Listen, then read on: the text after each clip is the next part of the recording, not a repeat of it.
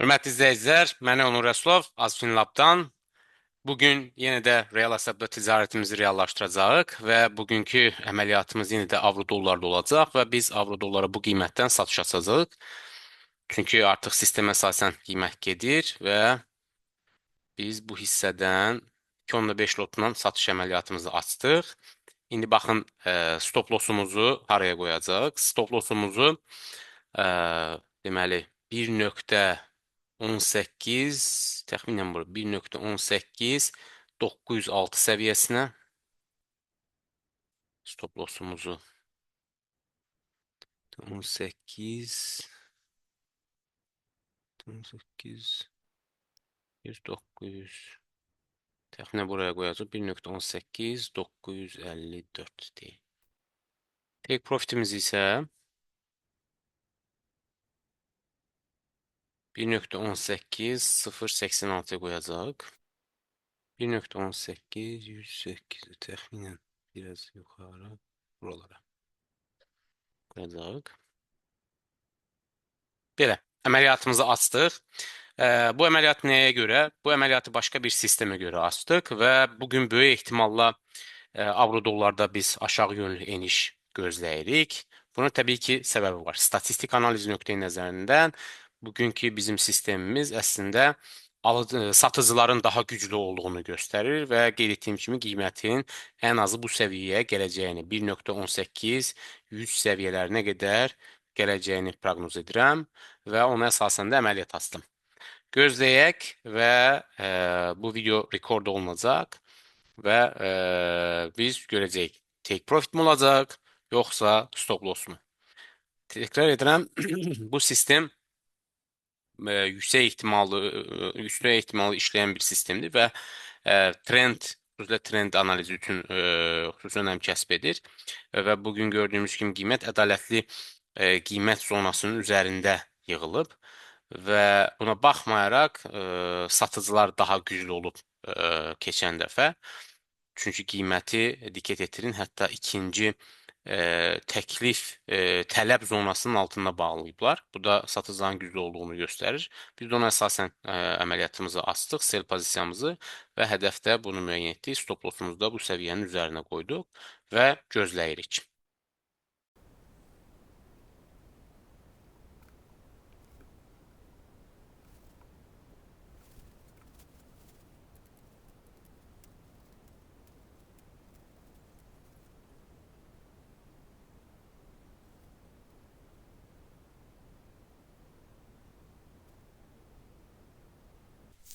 Salam bir daha dostlar. Deməli, bugün ədalətli qiymət zonasından açdığımız satış əməliyyatı hal-hazırda mənfəətdədir. Təxminən 377 dollar. Mənim take profitim təxminən buralardadır. Lakin burada bir hədd var, hansı ki bu səviyyədən yuxarı bir korreksiya edə bilər. Prinsipcə bu trend aşağıdır və böyük ehtimalla avro dollar bu səviyyəyə gələcək. Amma bu həddən bir yuxarı korreksiya edə bilər və mən təkrar onu gözləmək ola bilərəm. Və hal-hazırda baxırıq ki, güc olaraq da bugün avro dollar təxminən öz gedə biləcəyi yolun belə deyək 70%-ni işləyib artıq. Tədricən gücü zəifləyir. Bu baxımdan mən bu hissədə çıxmağı düşünürəm açıqcası. İndi hal-hazırda gözləyirəm.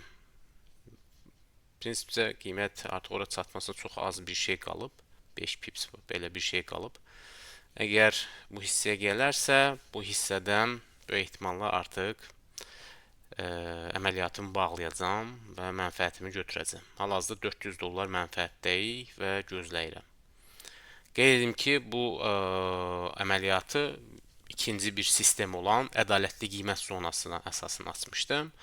Və bu sistemdə bazarın statistik təhlili əsasına qurulmuş bir sistemdir və sistemdir əsas məsələ. Yəni hər hansı bir qərar verərkən intuitiv qərar vermirik. Bu sistemə əsasən qərar veririk. Və bir öncəki videolardakı çəkdiyim real belə deyək də hesabda ticarət videolarındakı kimi bunun da məqsədi əslində işləyən sistemin necə olduğunu, ümumiyyətlə sistematik ticarətin necə olduğunu göstərmək istəyirəm və ümid edirəm faydalı olur. İndi gözləyirik bu səviyyəni, bu səviyyədən böyük ehtimalla bir yuxarı korreksiya edəcək bu. Ondan sonra aşağı gələ bilər. Bəlkə də indi güc baxımından dediyim kimi artıq 70% gedibsə, biraz gücü azdır burada.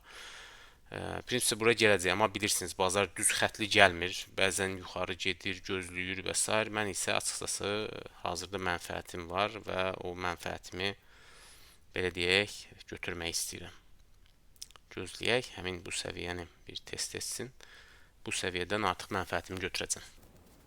Və mən əməliyyatı açanda qeyd etmişdim ki, satıcılar güclüdür. Ona görə də biz satışa əməliyyatına girdik. Bunu da belə deyim, fala baxar kimi məncə belə olacaq deyil. Statistik analizə əsaslanaraq deyirik. Əgər bazarda bir gün öncə birinci belə deyək, təklif səviyyəsinin altında qiymət bağlanır, tələb səviyyəsinin altında qiymət bağlanırsa, bu adda satıcıların güclü olduğunu göstərir. Və buna görə də mən satışa əməliyyatına keçmiş oldum. Yəni dediyim kimi hər hansı bir intuitiv düşüncə ilə qərar vermirik.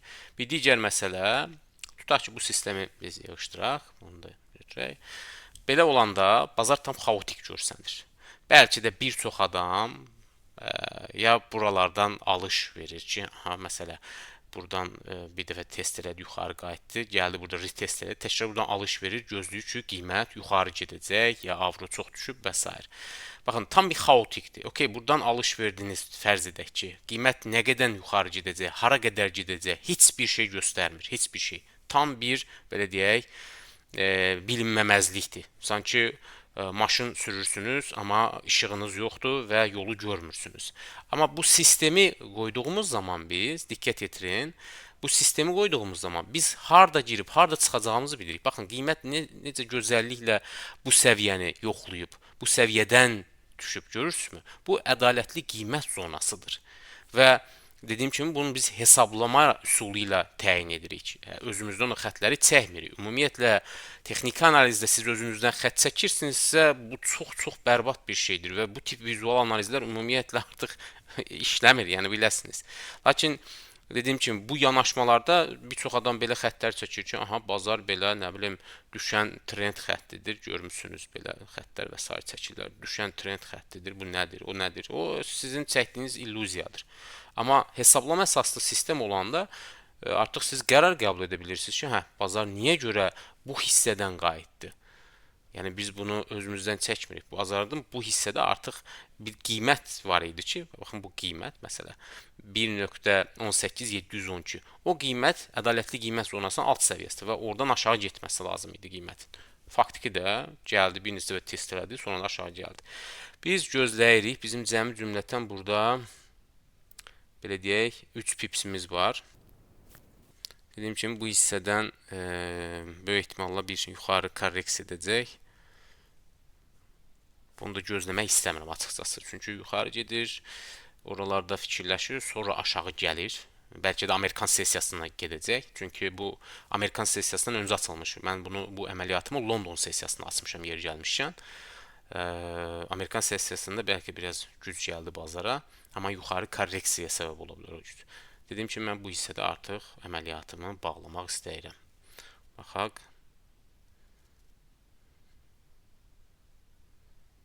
Aha, hissədə.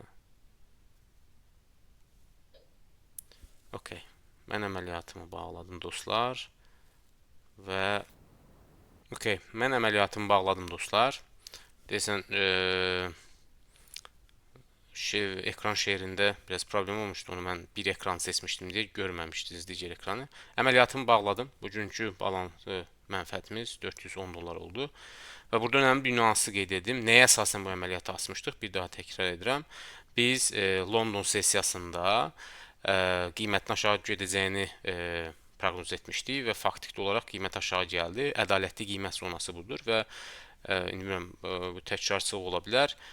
Bu bir belə deyək, dinamik bir sistemdir və hər gün hesablayır, bazar üçün ədalətli qiymət zonalarını çıxardır və ona əsasən biz qərar veririk ki, qiymət ədalətli qiymət zonasının altındadırsa, deməli burada satıcılar güclüdür. Ədalətli qiymət zonasının üzərindədirsə, deməli alıcılar güclüdür.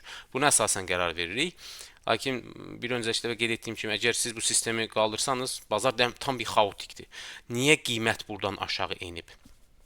Bilə bilmirsiniz. Niyə buradan qayıdıb və s. bilə bilmirsiniz. Amma bu sistemi yəni işlədiyiniz zaman artıq yolunuz aydınlanmış olur. Qiymətin hardan qayıdacağını və hara gedəcəyini bilə bilirsiniz.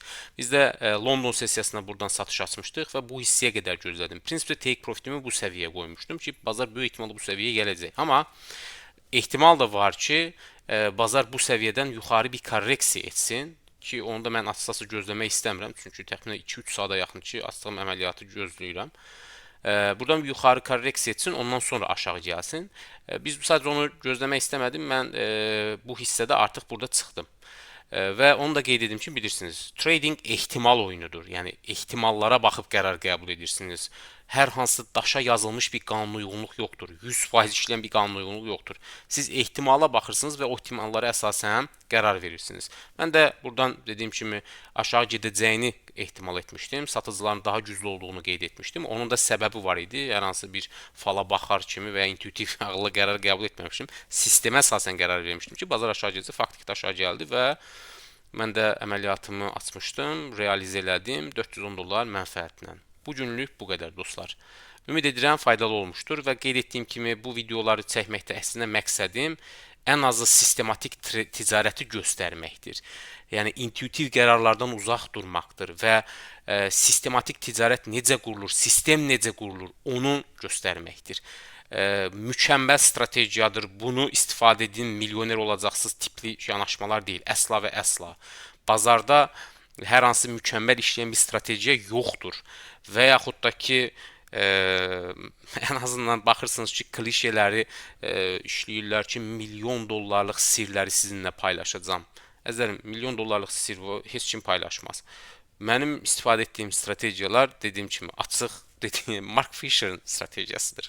Mən ondan öyrənmişəm. Təbii, təkcə Mark Fisher yox, bunun üzərində bir çox şeylər qurmuşam. Məsələn, mən baxın, belə bir indikator var. Bunu mən özüm yazmışam. Süni intellektin vasitəsilə hesablama metod əsasında mən ən azı bazarın gücünü təyin edə bilirəm və s. Yəni minlərlə hər kəsin öz müəyyən belə deyək də üzərini işləyib ərsəyə gətirdiyi bir şeylər ola bilər, amma təməl yanaşmaları demək istədiyim odur ki, o peşəkar traderlardan öyrənmişəm. Mark Fisher, Larry Williams, Robert Carver. Yəni bu tip adamları oxuyanda siz görürsünüz ki, onlar bazara necə yanaşır, necə analiz eləyir, onların üzərindən getməklə. Yoxsa bu başçı informasiyasıdır, bu Ichimoku indikatordur və s. və s. bu tip şeylərlə və ya bu smart money'dir və s. onlarla iş olan şey deyil. Sistematik ticarəti öyrənməyə çalışın. Belə, ümid edirəm faydalı olmuşdur. Sağ olun dostlar.